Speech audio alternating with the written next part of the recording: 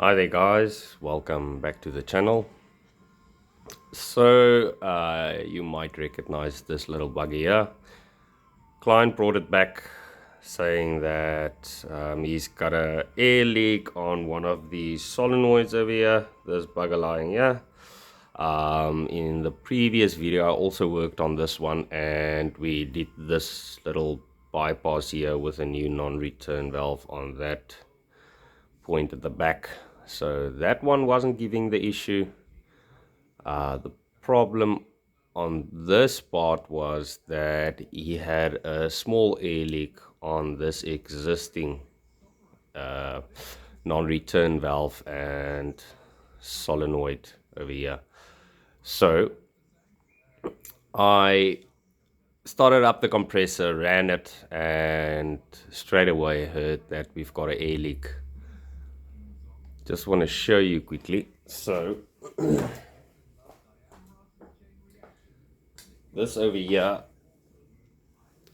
is the body that goes into the solenoid that basically opens and closes, so air comes through that opening over there, and that's basically that opens and lets whatever air is left in the system after it's pulled up pressure, and it shuts off the existing pressure that's left in the hose. That hose over there escapes through this little opening over here.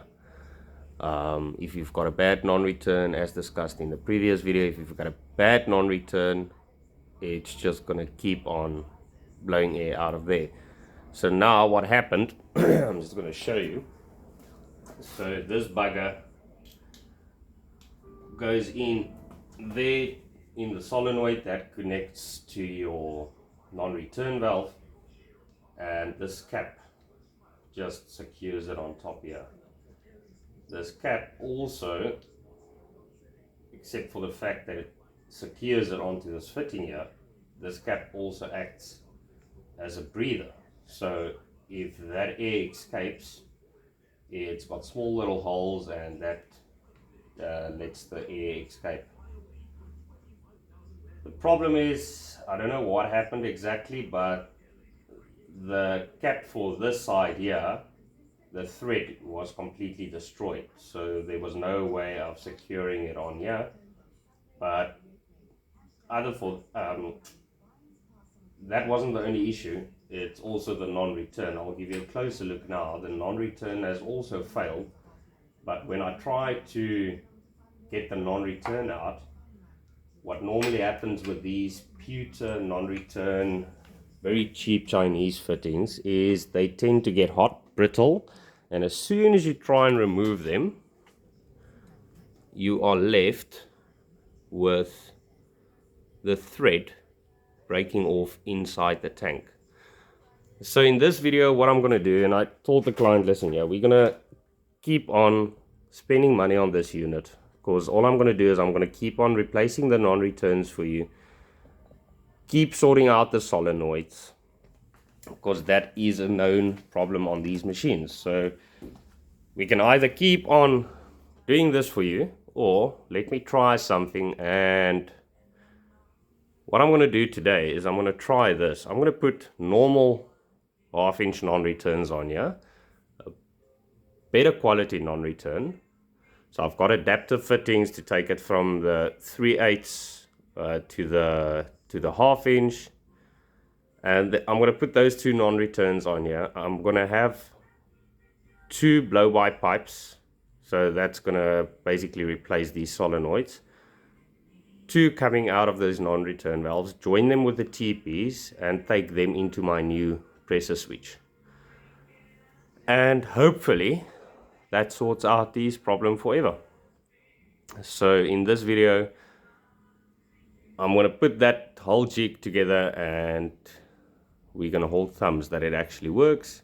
If it works, I'm going to show you exactly what I did, and hopefully it helps a few of you out as well.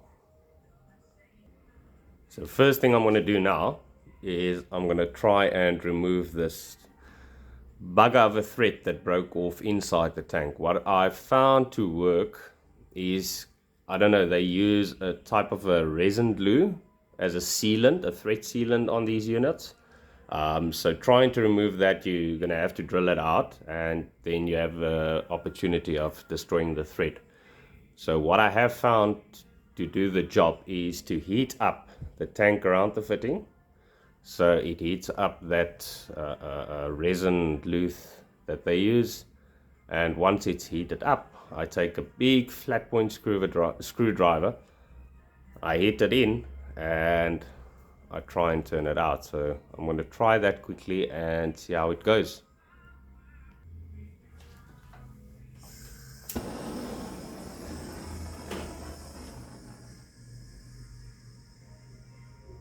Yeah, one just wants to be careful of all the wiring and plastic and all of that around here, so you don't want to really eat that up, damage that, because that's all connected to the capacitor here situated on the tank. So one just wants to heat this up nicely to the point where you feel like, okay, it's done enough. It should have heated up the resin glue mix that they've got in the thread. So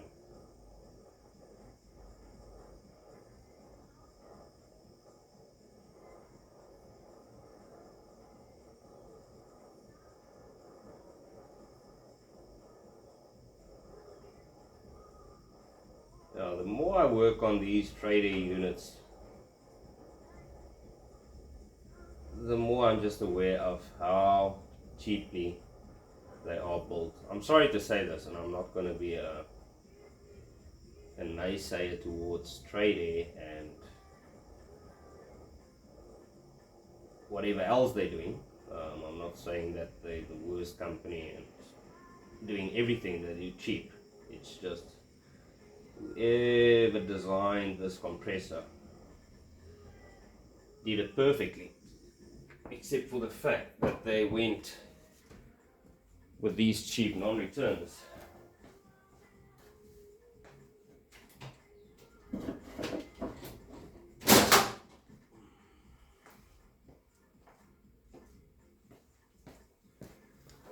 So hopefully we give this a good hit now.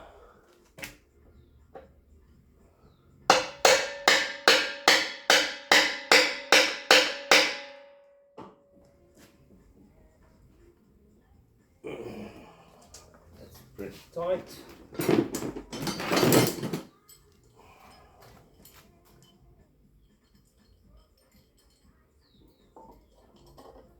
See, now the problem is with getting all of this ready, or the right tools, it's probably cooled down too much now again. So hopefully that's not the case.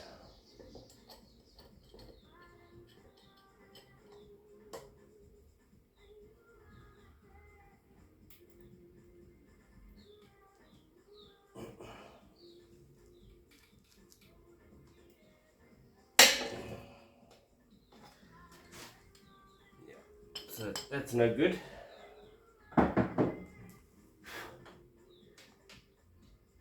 Or at least it's not too bad either, because I think it just broke the fitting apart in here.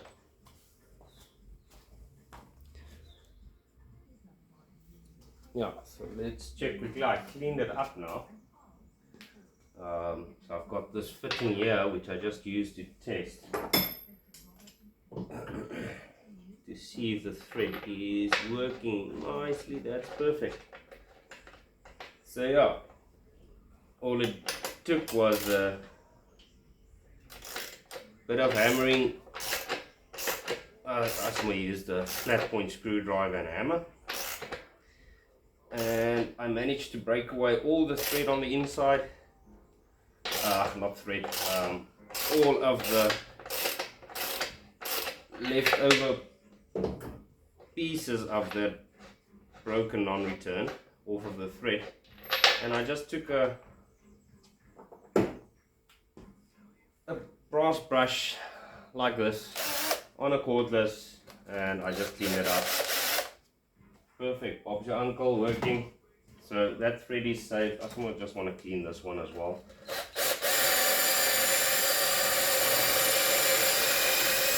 While I'm at it, might as well just do both of them. Okay, so that's perfect.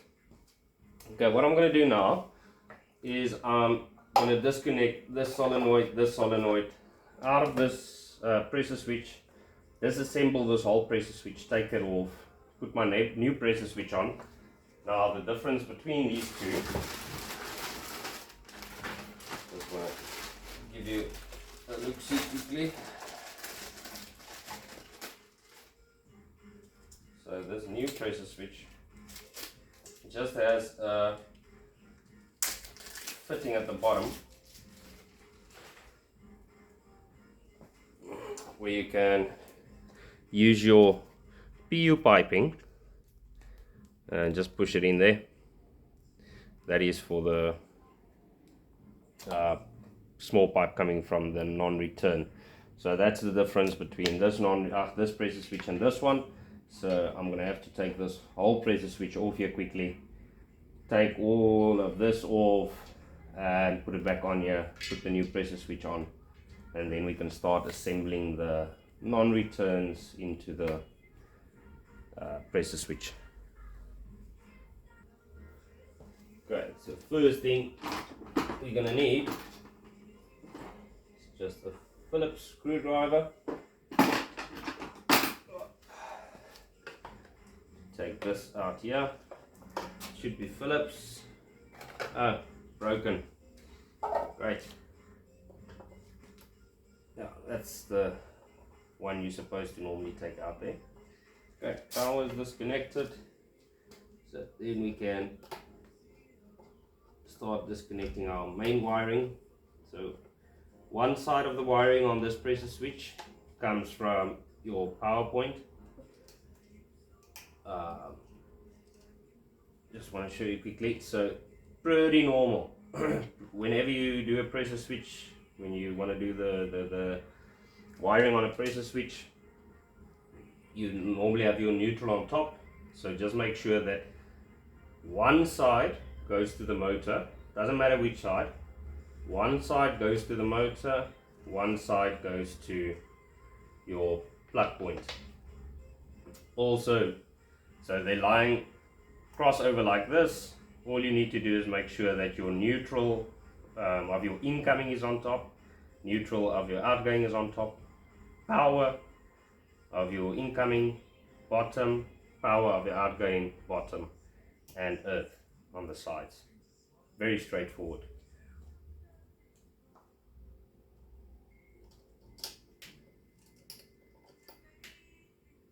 And yeah, always make sure it's not connected to any power when you're working on this pressure switch. It's a surprise, but definitely not a nice surprise. And before you start taking your pressure switch off the tank, always please make sure that there's no pressure inside the system. That could lead to an injury.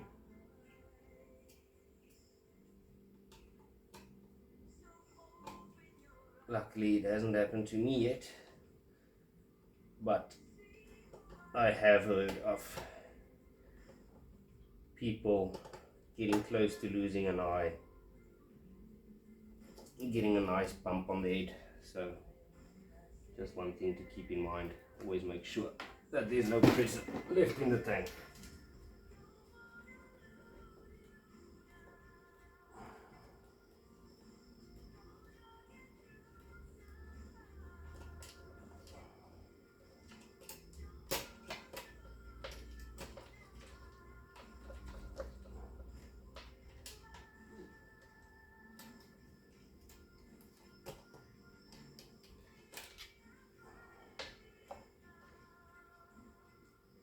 just gonna try and remove all these wires here, because it's quite a few going into one slot. What I think I'm going to have to do is probably, no, okay, it's coming. At least they're all pulling through. Yeah, so this is basically the two cables for the solenoid, cable for the one motor, cable for the other motor, all joined together on the one side.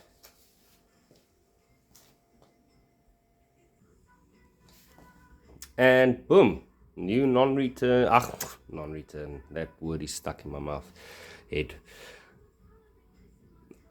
New pressure switch installed.